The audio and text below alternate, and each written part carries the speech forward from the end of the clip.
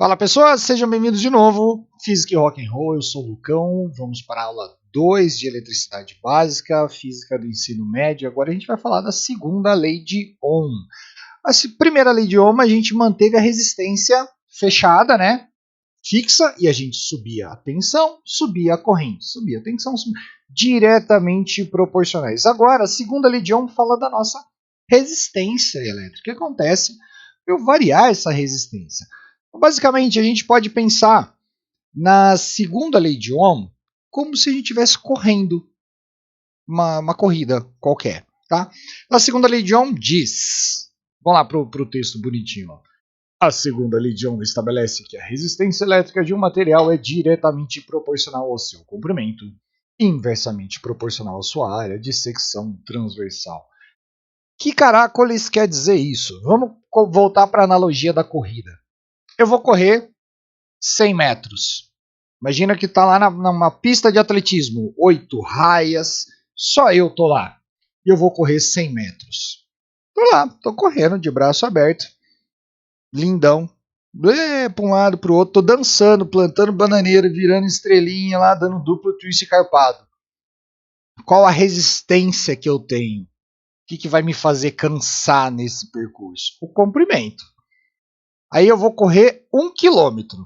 Corri 100 metros. Eu vou correr 1 quilômetro. Eu vou ter mais resistência ao movimento, não vou? Eu vou ficar mais cansado. Com o elétron, é basicamente a mesma coisa.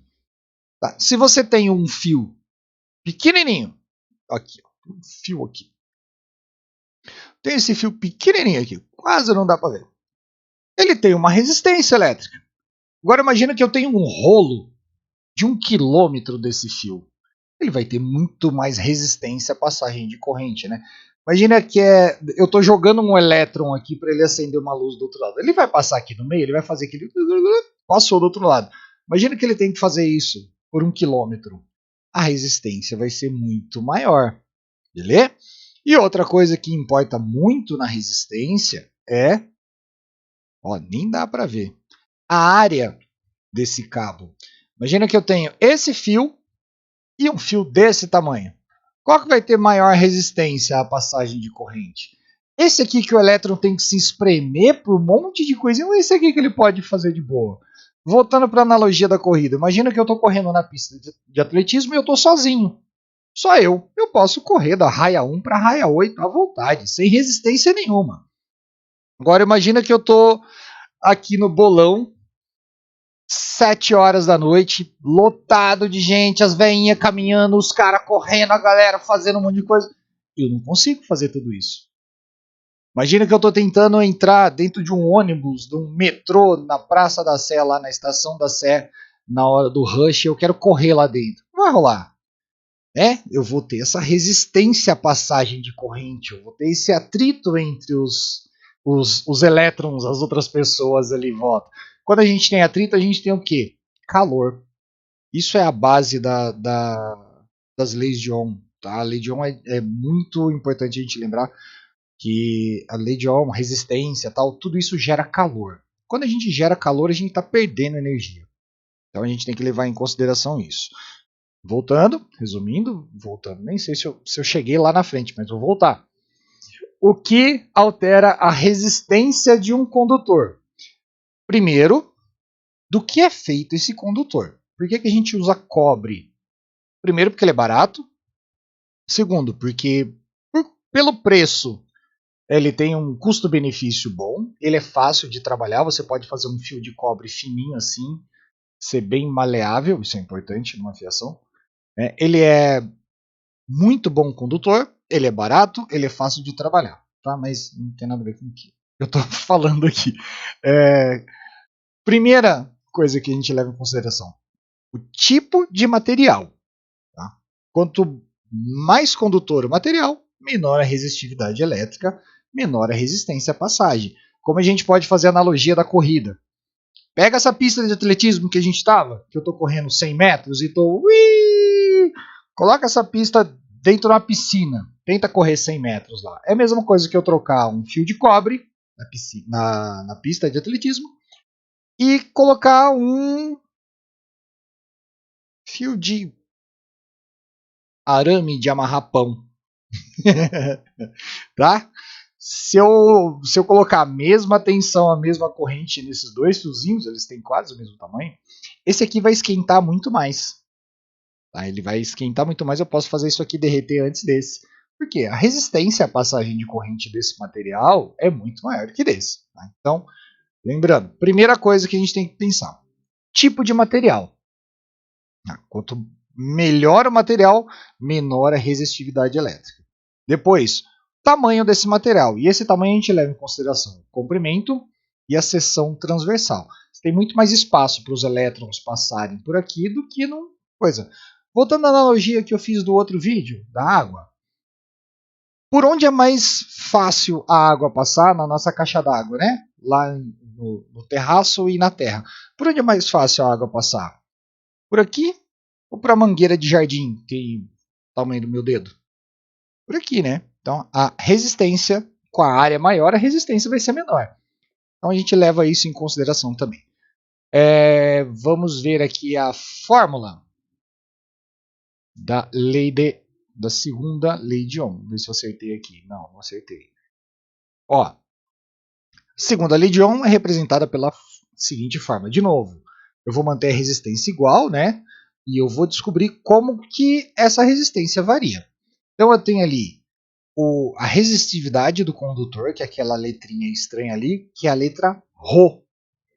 Tá? O L é comprimento, L vem do inglês, de length, e o a seção transversal. Repara que a gente tem de novo aí dois As, né? Na primeira lei de Ohm a gente tem o I, que é a corrente, mas a unidade de medida é o A. Não façam essa confusão, por favor. Tá? Aquele R da primeira fórmula é dividida nessa formulazinha. Então, lá é I. O I da primeira lei de Ohm é representado em 10 amperes. Esse A aqui é de área. Importante que fica essa confusão de fórmulas na cabeça. Esse A é de área. E assim, até nem dá para... No mesmo exercício é difícil fazer confusão entre essas duas unidades, porque aí tem a interpretação de texto, né? Quando você lê o exercício, normalmente os exercícios te dão essas medidas, você fala, pô, não tem corrente nesse rolê aqui. Ou então ele pode estar te perguntando uma corrente, mas ele está te dando comprimento, está te dando área, ele vai te dar a corrente em ampere, ele vai te dar uma área. Putz. Intensidade de corrente é I, né? E área é o A. Tá? Então, eu particularmente não vejo muito como fazer confusão. Mas pode acontecer. Quando a gente fica só decorando fórmula, isso que eu sempre falo. Conceito, entender o conceito é mais importante do que decorar a fórmula. Porque com o conceito, sabendo o conceito, você sabe a fórmula que você vai ter que usar. Beleza?